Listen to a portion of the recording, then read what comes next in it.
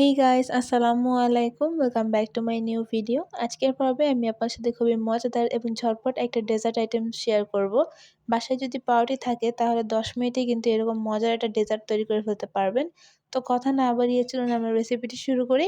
তো প্রথমে আমি এখানে একটা ক্ষীরসা তৈরি করব। তো তার জন্য আমি এখানে প্রায় 1.5 কাপ পরিমাণ তরল দুধ নিয়ে নিয়েছি। তো এরপর আমি এখানে 3টা এলাচ দিয়ে দিলাম। এবার আমি এর মধ্যে দিয়ে দিচ্ছি স্বাদ মতো চিনি আর দিয়ে দিচ্ছি 1 চিমটি লবণ। এতে করে মিষ্টিটা ব্যালেন্স হয়।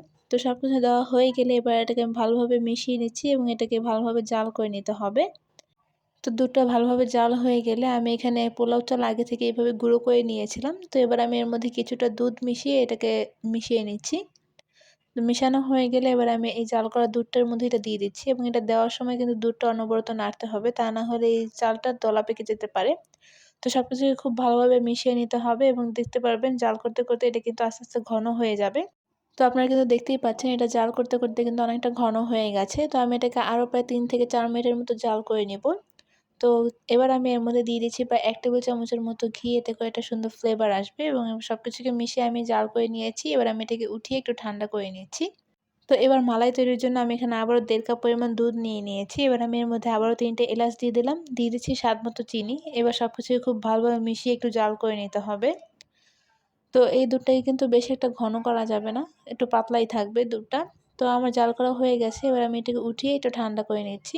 তো এবার আমি এখানে পাউরুটি নিয়ে নিয়েছি। এবার পাউরুটির সাইডগুলোকে একটু কেটে নিচ্ছি আমি। তো এভাবে করে আমি সবগুলো পাউরুটির সাইড কেটে নিচ্ছি। তো সাইডগুলো কাটা হয়ে গেলে এবার আমি একটা বেলুনের সাহায্যে এটাকে একটু বেলে পাতলা করে নিতে হবে। তো এভাবে করে আমি সবগুলো রুটি নিয়ে নিচ্ছি। তো এবার আমি যে পুরটা তৈরি করে রেখেছিলাম সেটা আমি এক সাইড থেকে এভাবে করে দিয়ে দিচ্ছি। তো পুরটা দেওয়া হয়ে গেলে এবার এটাকে রোল করে নিতে হবে, তাহলেই কিন্তু তৈরি হয়ে যাবে। তো এভাবে করে আমি বাকি পাউরুটিগুলোও তৈরি করে নিয়েছি। তো এবার আমি এই পাউরুটির উপর থেকে যে মালাইটা তৈরি করে রেখেছিলাম সেটা আমি দিয়ে দিচ্ছি। তো সবগুলো পাউরুটির উপর থেকে এভাবে একটু ছড়িয়ে দিতে হবে, এতে করে পাউরুটি যেন ভালোভাবে ভিজে যায়।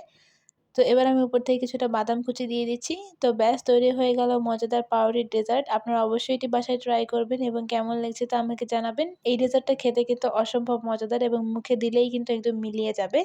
তো আমার আজকের রেসিপিটি এ পর্যন্তই। ভালো লাগলে অবশ্যই লাইক, কমেন্ট, শেয়ার করবেন এবং আমার পেজটিকে ফলো করবেন। আল্লাহ হাফেজ।